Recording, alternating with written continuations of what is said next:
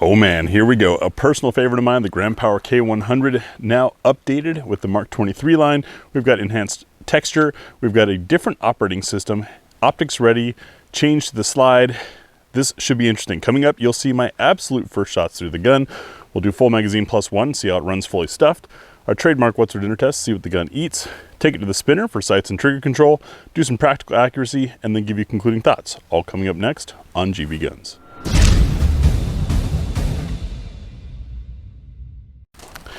Yes, it would be dishonest of me if I didn't relay that I am a fan of Grand Powers. Does that mean I give them favoritism? No, that's why I have this range protocol. Everything gets the same treatment. But also keep in mind, when I pick a favorite, that's out of over 400 guns reviewed, so that might be indicative of something. Really excited to try this today. Got our target camera set up. We've got a C-zone piece of steel out there about 20 yards away. When you shot it in Slovakia, a little bit of jet lag, maybe a little hungover. Also shooting 124 NATO indoors in a converted fallout bunker that didn't exactly have all the sound deadening. So now shooting on the home range should get a more fair assessment. Got 10 rounds of sterling brass. This is the ammo that I've got on hand. If you're curious if it's any good or how it might affect performance, sterling brass was part of that 23 load lineup I did. And well, spoiler alert, it is some of the softest ammo out there. So is the Grand Power gonna run on it since we saw it run on 124 NATO? First 10 shots, absolutely cold, haven't even shot yet today. And I will be manipulating the safety, which is a little slim.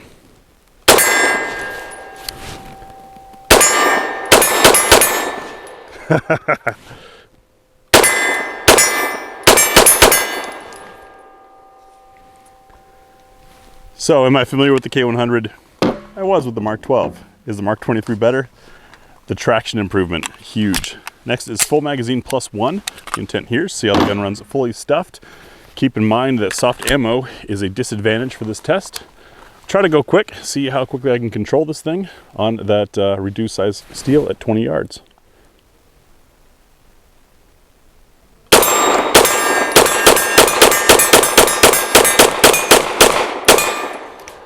All right, so I missed 2 out of 16. Still pretty good. And man, I can't say it's got the wow smoothness of, say, an Excalibur, because obviously it's a shorter barrel and all of that, but pretty darn controllable. Pretty happy with those results. Now let's see what it eats at What's for Dinner. It's that time again, What's for Dinner time. As we roll through these, you'll see today we're going from 65 grain up to 147 grain, but more importantly, the ogive is in different locations, the overall loaded length, bullet shape, casing material, casing treatment vary on these. This is the reason why not all ammo works in all guns, even though it's the right caliber. The objective here is to see what the gun will eat. We'll see, will it feed from side lock, cycle another round of the same type, and will it lock open on empty. If you'd like to try any of these or wonder where we get this stuff, head on over to gbgunsdepot.com, and in the full review, I'll link to it where I can. For What's for Dinner, as always, we are 7 yards away from a bunch of 2-inch circles. It's not the finest aiming point out there, but it does give a general idea. And once again, we're looking to see what the gun eats, not necessarily the impacts, though it is interesting to see if there's a change or a shift in impact. Our first load, lightest for the day, is the Norma 65 grain frangible. I don't know if you guys saw that, but just got a birthday bump. We'll see if that continues. That's normally a feature on the X-Cals, that if you slam a mag in, the slide auto forwards, and I love it. Circle 1.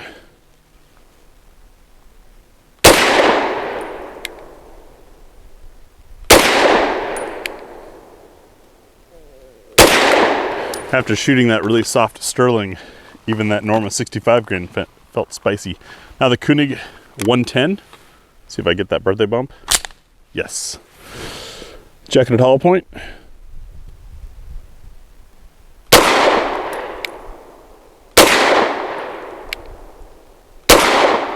Nice. Sig V-Crown 115 grain. And yes, each Grand Power comes with 3 magazines, as I think all guns should, but more importantly, all of the 15 round 9mm guns use the same magazines. So it's really easy to find the mags, and if you have a couple Grand Powers, you have plenty of mags. Circle 3, Sig V-Crown. I don't know what's taking these along in that first shot. I'm sure some keyboard commando will pipe in. Circle 4, the Fort Scott Munitions TUI, tumble upon impact. It's a solid copper pyramid looking thing.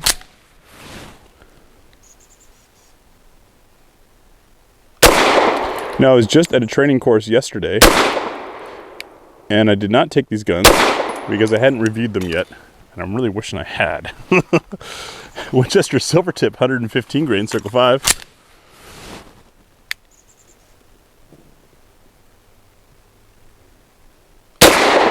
Yeah, why am I delaying? I did notice in the tabletop that this trigger wall is a little stiffer than I'm accustomed to on other Grand Powers.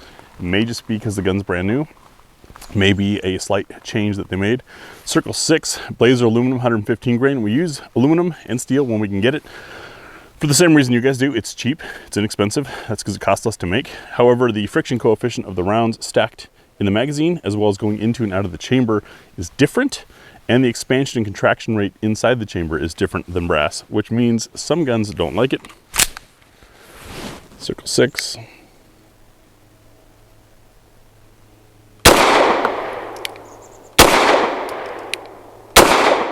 Soft shooting. That was nice. Huh, that mag didn't want to drop free.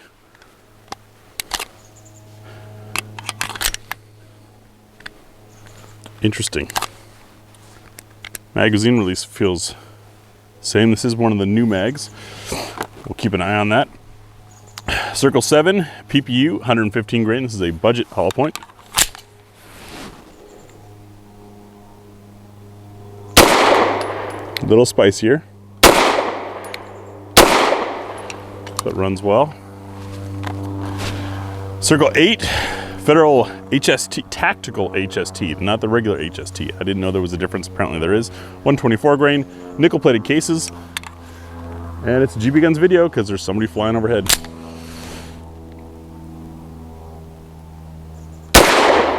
Spicy. But not difficult to control.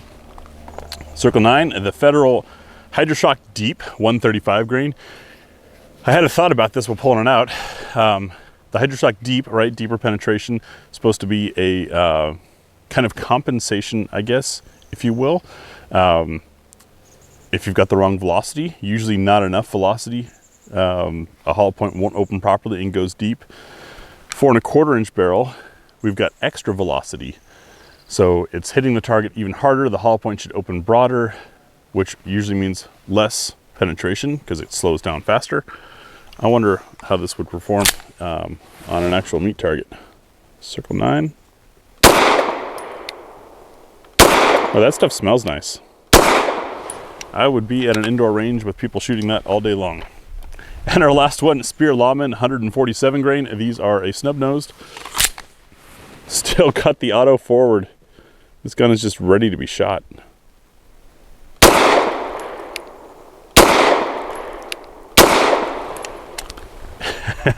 And shoots well. Recoil a little stouter on that load, but not unbearable. Still pretty comfortable, and I'm not kidding. The traction changes on this are indeed making a difference. That was one of the things that sometimes in the Mark 12s would catch up on me if I was particularly sweaty or the gun was wet or something like that, is it could get a little slippery. It was saved by great ergonomics on the front strap here, but now that we've got more traction where we need it, it's feeling better. Let's head over to the spinner for sights and trigger control. We are about 13 yards back from this 6-inch Titan Great Outdoors spinner target. I'm right next to the camera. Use this for sights and trigger control because it's a small target at distance. And when I hit it, it starts moving. The more I hit it, the faster it moves. And with the personal goal of getting it over the top, that means I've got to time a well-placed shot, hence sights and trigger control. I've got 8 rounds of that super soft Sterling, but we've got a 4 1/4 inch barrel. Is that gonna help get this thing the velocity it needs, the energy it needs? I don't know, because I chronoed it in a 4 1/4 inch barrel, but anyways, let's see how we do.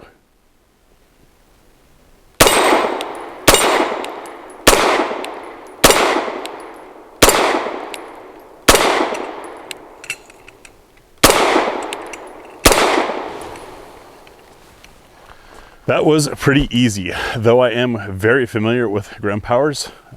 Said reviewed 28 of them. This trigger is indeed a little bit heavier. Takes a little more effort than a lot of my other ones. All I had to do was learn to compensate for that and be more assertive on the trigger. Probably a smart thing that a defensive gun have a slightly heavier trigger. So no issues there. Next, let's do some practical accuracy. For practical accuracy, because it's practical, I'm doing it standing up and I'm shooting with that very affordable Sterling ammo. We have a 1-inch square 7 yards away. Tends to be about the same width as a front sight post at this distance. See how the ground power does with cheap ammo.